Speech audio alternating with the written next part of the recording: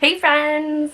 How are you doing? I hope that you are doing fabulous, that you are safe, and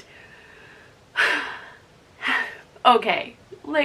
I don't think any of us are really okay, but we can be okay and just survive in this crazy world we're in right now.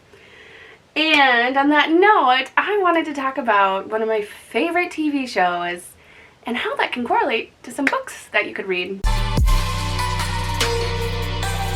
So I love Queer Eye. I think the Fab Five are fab. I love them.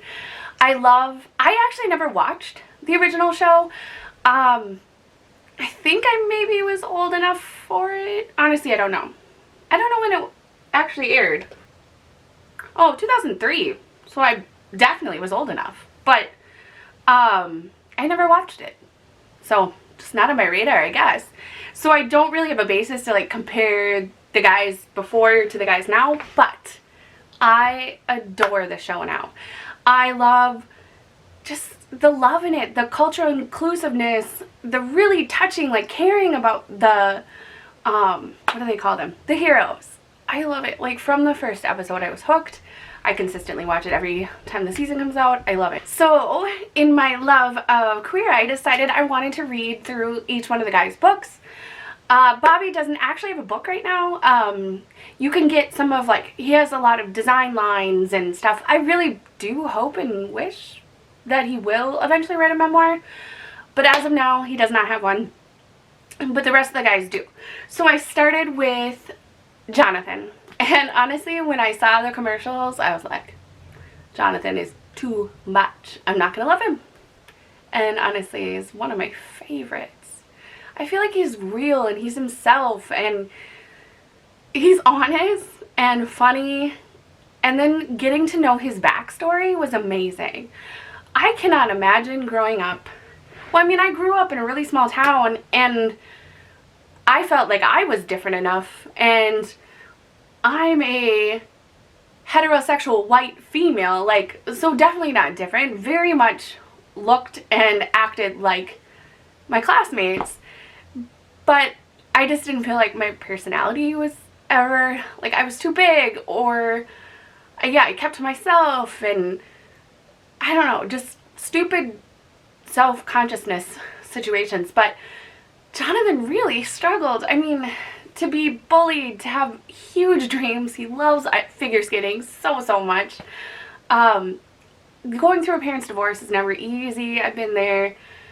And going through a remarriage is never easy, but and then he just really had a hard time searching for love and loving himself, and definitely got into drugs, and just seeing his whole journey, him working really hard, him staying close with his family. It was so interesting to hear how his journey took him to where he is today. And it's hard to say. I don't want to have it would suck to have to go through all of that, but because he has that huge background, he now has this huge platform and a huge heart to stand up for the things that are really important to him. So I totally love Jonathan's book. I think I gave them all 4 stars. Let me look at my cop pile. And I listened to Karamo's, Tan's, and Jonathan's, and they were all read in their own voices. So it was so nice to just hear their voices and hear their stories. I gave them all 4 stars. I really like them. I think maybe because I couldn't relate 100% to the situation and it wasn't life-changing for me, I didn't give it a 5, but they were great. They were so great. The next one I listened to was Karamo's story. And one of the things that really stuck out to me was, well, there was a couple of things. His relationship with his dad, or non-existent relationship, just, it kills me. Especially, can you imagine seeing your child out there doing this amazing thing for people in the world and not accepting him because he likes boys?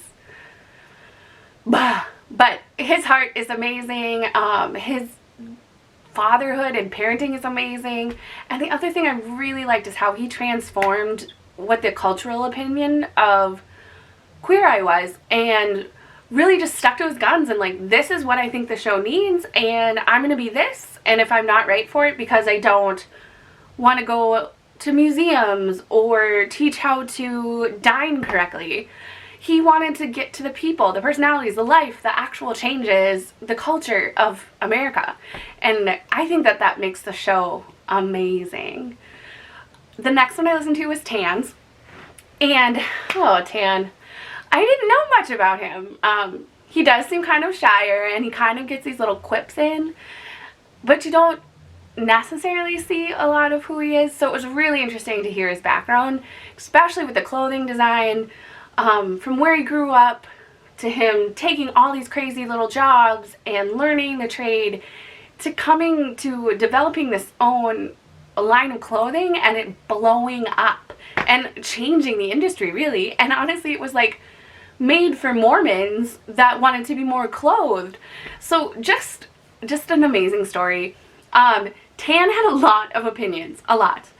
And so sometimes I was a little like, like so many opinions.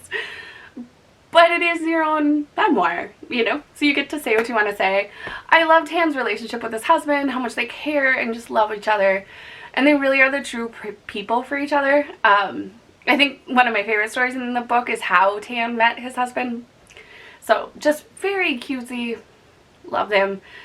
And finally, I actually grabbed Antoni's cookbook at the library, and I'm now, after flipping through and making sure it was like recipes I really want to make, I'm gonna buy it myself.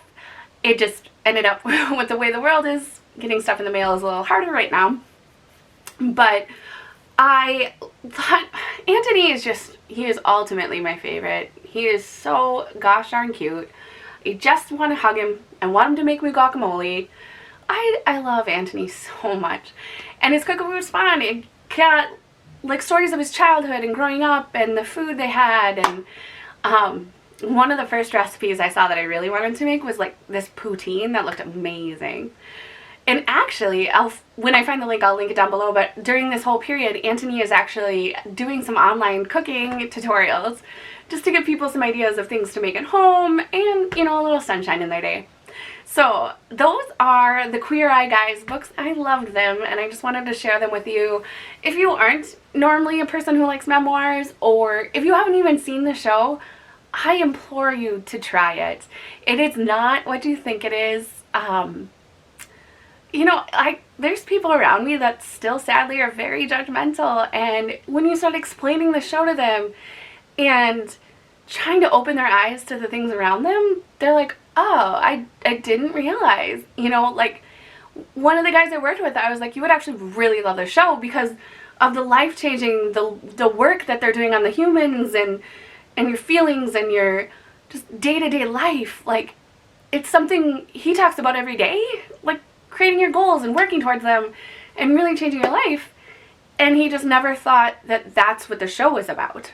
Probably because of the older show and just not knowing how it's translated to today. So I just really, really love it, and I wanted to share with you guys both the books and the show because they're fabulous. And if you have some extra time to watch TV right now, they're very heartwarming shows, you know, America getting together, and just hopefully we can all come out of the end and just be stronger and happier people and realize how much our relationships and each other personally are so important. So anyway, that is my soapbox.